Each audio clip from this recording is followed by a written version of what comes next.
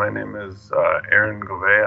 I go by she, her, hers, or they, them. When I was very young, I kind of was different. I knew I was different, and I tried to come out when I was 10. I knew I had to, and I felt like I really needed to. And on my way to coming out, uh, some of my people I would call my friends kind of found out, and it didn't turn out well. I lost a lot of friends when I did that, and that was when I first really started almost to hate who I was, and so I started to build a nice thick armor of denial and like shame, and I started to go through life where I would it would come up every once in a while where I would know that this life isn't right, how I'm living isn't right, but I would always go back to my safe place at the time where I would say it couldn't be for me because I'm not this, I'm not that, I wouldn't make a good woman. I'm all these reasons to kind of justify being comfortable not being myself and being who everyone else wanted me to be.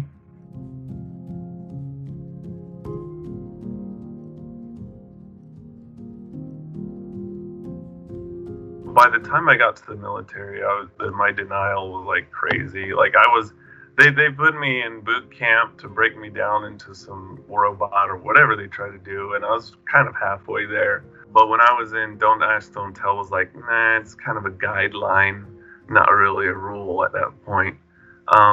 But I went to work with nail polish on, which is like, who cares?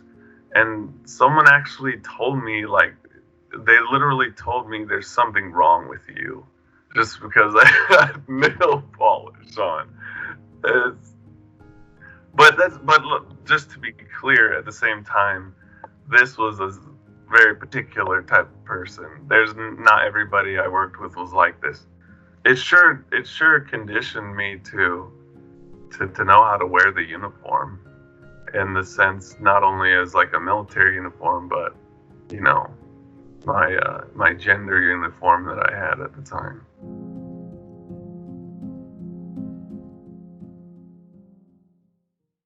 I don't know if it's because midlife crisis or what, but I start to reflect uh, on my life and thinking like, am I gonna be on my deathbed and telling myself, I never lived my own life, and I couldn't do it anymore.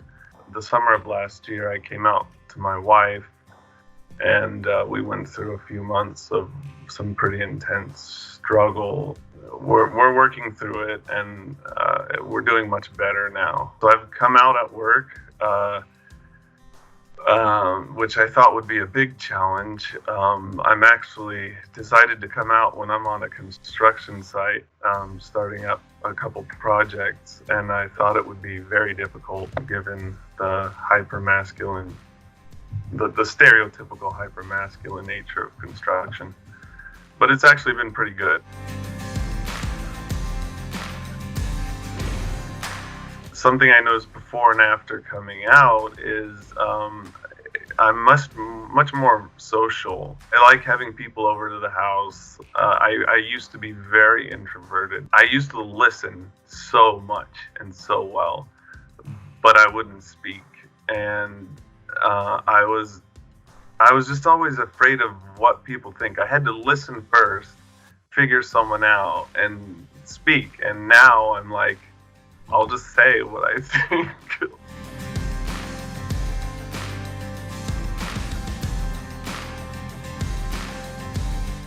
I was told once that gay people have no shame, and so I talked to the person. I was saying, yeah, so So when you're taught that the basic nature of your being is something you should be ashamed of, like, what does it really mean to say they have no shame? Like, it seems ridiculous. And so I thought about this a bit from my own perspective. I was in kind of a dark place when I was coming out in the very beginning, when basically my family was in the balance between like, I either had to choose my family or who I was. And I thought about the shame and shame in my life, and what I actually thought about it enough that I came up with an acronym for it. And for me, shame was stay hidden and merely exist.